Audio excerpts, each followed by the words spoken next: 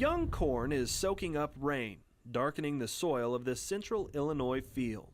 Farmers Jeff and Doug Martin are watching with high expectations. But their goal isn't just maximum yield, it's maximum yield with minimum impact. We have always been, and for many, many years, want to achieve the goal of soil conservation, keeping the soil in place, on the land, and not have runoff, not have wind erosion. To do that, the family has been no-till and strip-till farming for nearly 3 decades.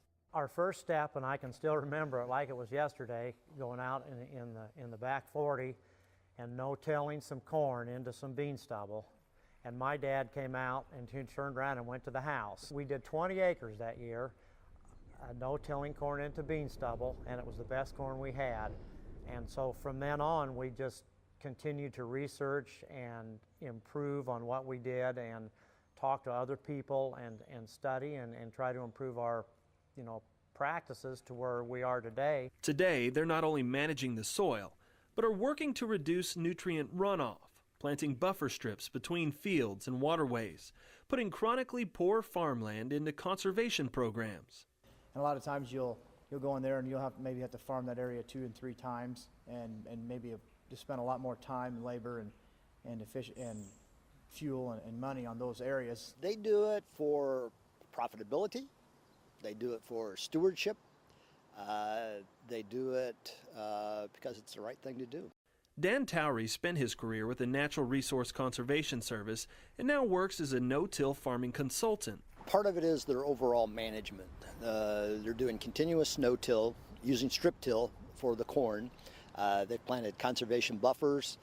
They're doing a good job on their nutrient management, putting on less than what is normally be subscribed, and yet the yields continue to increase. For Towery and the Martins, there's a bigger picture to consider.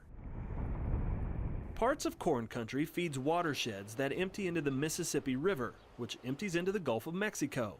Some scientists are blaming nutrient runoff, primarily over-applied nitrogen, for hypoxic dead zones in the Gulf. The nitrogen feeds algae growth. When these blooms die, they sink to the ocean floor and decompose. That takes oxygen, which suffocates any marine life that can't get out of the way. While experts debate how big of an impact comes from agriculture, the USDA recently finished a study that says conservation practices do work.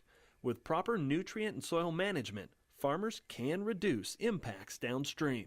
Towery says it's worth the effort. We know that if we can help the producer's bottom line and help the watershed that person lives in, then they may consider changing practices. We hope that other people watch what we're doing because we feel like we're doing things that are beneficial for our economics, our landlords' economics, and the environment, and all the people around us.